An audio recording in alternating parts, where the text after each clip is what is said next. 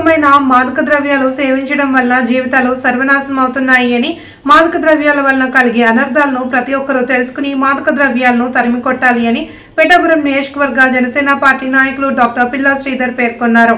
అంతర్జాతీయ మాదక ద్రవ్యాల వ్యతిరేక దినోత్సవాన్ని పురస్కరించుకుని పిఠాపురంలో డాక్టర్ పిల్లా శ్రీధర్ మీడియాతో మాట్లాడారు. దీనిపై కూటమి ప్రభుత్వం కూడా విస్తృత ప్రచారం చేస్తోంది అని తెలిపారు. యువతలో చైతన్యం రావాల్సిన అవసరం ఎంతైనా ఉందన్నారు. మాదక ద్రవ్యాలు కానీ ఈ అలవాటు అన్నది ఎలా వస్తుందంటే ఏదో ఫ్యాషన్గా మొదలవుతుంది. సరదాగా ఫ్రెండ్స్ ఏం కాదురా ఇది తీసుకోవడం వల్ల ఏమవుతుంది, ఇదే మన పర్మనెంట్ కాదు కదా అని చెప్పి సరదాగా మొదలైంది ఒక వ్యసనం కింద మార్చి ఆ యువత జీవితాన్ని పాడు చేసే విధంగా అవుతుంది. ఒక సక్సెస్ఫుల్గా అద్భుతంగా ఒక డాక్టరో కలెక్టరో అవ్వాల్సిన వ్యక్తి మాదక ద్రవ్యాలు అనే ఒక ఉచ్చులో చిక్కుకుని అతని జీవితాన్నే కాకుండా తన కుటుంబ జీవితాన్ని, కుటుంబ యొక్క గౌరవాన్ని కూడా పాడు చేసుకునే విధంగా తయారవుతారు. అందుకనే ముఖ్యంగా యువత మన భారతదేశానికే కాదు ప్రపంచానికి వెన్నెముక లాంటి వారు. కాబట్టి మీరందరూ కూడా అవగాహన దీన్ని తెచ్చుకొని దీని జోలికి మనం వెళ్ళకూడదు, మనకు చదువుకోవాలి, మన కెరీర్ మీద డెవలప్ అవ్వాలని చెప్పేసి మన దృష్టిని ఇటువైపు నుంచి అటువైపు మరలించుకోవాలి. అదేవిధంగా నీ తోటివారు, నీ స్నేహితులకు కూడా నువ్వు సహాయం చేయాల్సిన అవసరం ఎంతైనా ఉంది. ఎవరైనా సరే అటువైపు వెళ్తున్నారని తెలిస్తే ఫస్ట్ వాళ్ళకి చెప్పి వాళ్ళకి సలహా ఇవ్వడం.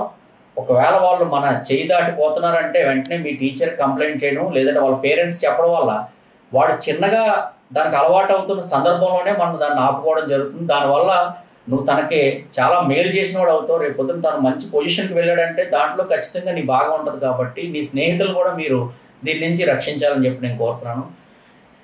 ఇది అలవాటైతే ఏంటి పరిస్థితి అంటే కేవలం ఒక సరదాగా మొదలైంది ఒక వ్యసనం కింద మార్చి ఏదైతే నువ్వు కంట్రోల్ చేసుకోగలవు అనుకున్న పరిస్థితి నుంచి నువ్వు దాని కంట్రోల్లోకి వెళ్ళి నీ జీవితంతో పాటు, నీ పక్కవారి జీవితంతో పాటు, నీ కుటుంబ యొక్క అన్ని రకాలు కూడా పాడవుతుంది. ముఖ్యంగా ఫైనాన్షియల్ ఇబ్బందిలోకి వెళ్తాం, ఆరోగ్యం చెడిపోతుంది, సోషల్గా నిన్ను చాలా డిస్క్రిమినేషన్ స్టేజ్లోకి వెళ్ళిపోతూ ఉంటావు.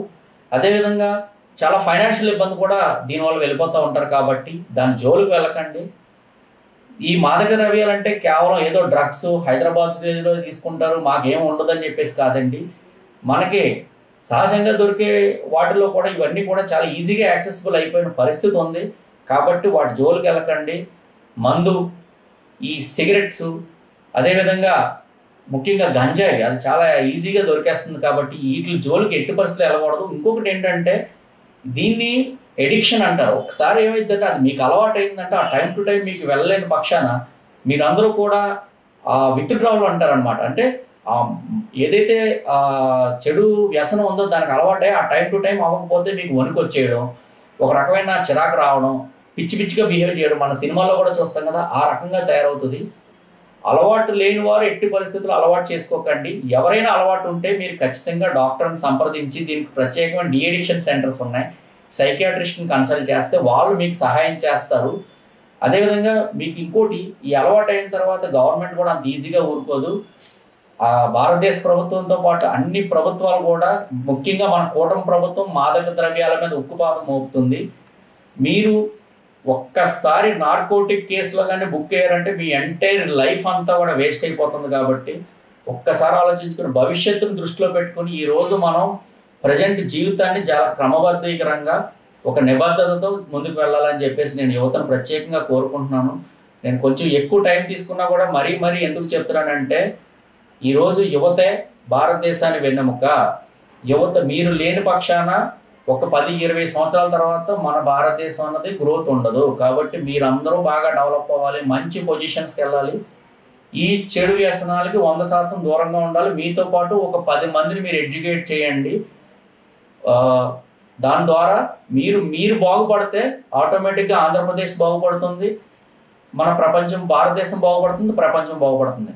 పిఠాపురంలో ప్రత్యేకంగా మన పవన్ కళ్యాణ్ గారి నేతృత్వం వస్తున్న నియోజకవర్గం. ఇక్కడ అసలు మన సిఐ శ్రీనివాస్ గారు, ఎస్ఐ గారు, మొత్తం మన ముగ్గురు ఎస్ఐలు కూడా చాలా స్ట్రిక్ట్గా ఉన్నారు. ఇటువంటి చెడు పనులు చేసి మీరు ఎవరు కూడా పెద్దవారు రికమెండేషన్ కూడా చేయకండి. ఎవరు రికమెండేషన్ చేయించుకున్నా కూడా వారు వదిలే ప్రసక్తి లేదు. మన పిఠాపురం పోలీస్ సిబ్బంది కూడా చాలా ఉక్కుపాదం పెడతా నేను గమనిస్తూ ఉన్నాను చాలాసార్లు. ఎక్కడికక్కడ వాళ్ళు కాస్త చూస్తూ ఉన్నారు, యువతను ఎప్పటికప్పుడు స్క్రీన్ చేస్తూ ఉన్నారు. ఎవరో చూడట్లేదని మీరు అనుకుంటారు, కానీ ఇప్పుడు ఇది డిజిటల్ యుగం. మీరు ఏం చేస్తున్నారు అన్నది ప్రతిదీ కూడా నోటిఫై అవుతూ ఉంటుంది. కాబట్టి జాగ్రత్తగా ఉండండి, అభివృద్ధి దిశగా ముందుకెళ్ళండి, చదువుల మీద దృష్టి పెట్టండి, కెరీర్ మీద దృష్టి పెట్టండి. మీకు ఏదైనా సలహాలు కానీ కావాలంటే ఖచ్చితంగా నేను అందుబాటులో ఉంటాను. హెల్త్ రిలేటెడ్గా కానీ ఏదైనా అనుకోకుండా మీరు తప్పు జరిగి ఉంటే ఈ రిలేటెడ్గా మీరు నన్ను వచ్చి పర్సనల్గా కలవండి. మీకు నేను ఏ విధంగా సలహా ఇవ్వడానికి నేను ఎప్పుడు సిద్ధంగా ఉంటానని చెప్పి తెలియజేసుకుంటూ మరొకసారి మనం త్వరలో పిఠాపురం, ఆంధ్రప్రదేశ్, భారతదేశం అంతా కూడా మాదక ద్రవ్యం అన్నదే అలా ఇటువంటి ఒక పదం కూడా మనం ఎవడో వినకూడదని చెప్పేసి నేను మనస్ఫూర్తిగా కోరుకుంటూ